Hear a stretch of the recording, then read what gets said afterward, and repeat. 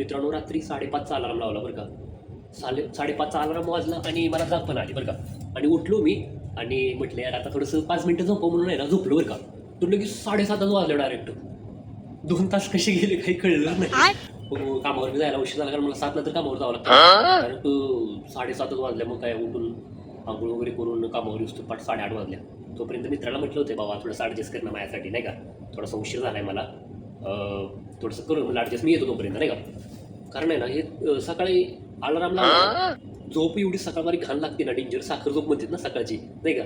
लई घाण झोप लागते. मग काय जागच आले नाही. उठलो मग आलो आवरून बिरून येऊस तर 8:30 वाजले इथं ऑफिसमध्ये. नेहमीचा टाईम माझा 7चा असतो तर मला इथे येऊस तर 8-8:30 वाजले. तुमच्या बाबतीत पण कधी कधी होत असेल ना असं नाही का. आपण अलार्म लावतो आणि अलार्म लावला की आपण उठून आहे ना अलार्म बंद करून थोडंसं म्हणतो थोडंसं झोपावं नाही का. झोपले की परत एवढं जास्त उशीर होतो. असं तुमच्या बाबतीत पण होत असेल ना मित्रांनो. तर मित्रांनो तुमच्या भावाला सपोर्ट करा बरं का. एक साधा ऑफिस बॉय आहे. तुमच्यापर्यंत आपली जर्नी पोहोचवण्याचा एक छोटासा प्रयत्न करतोय. तुमचा सपोर्ट असेल तर सगळं काही साध्य होण्याचा प्रयत्न करेल तुम्हाला. माझी व्हिडिओ आवडत असेल लाईक करा, फॉलो करा आणि सबस्क्राईब करायला विसरू नका. Thank you so much.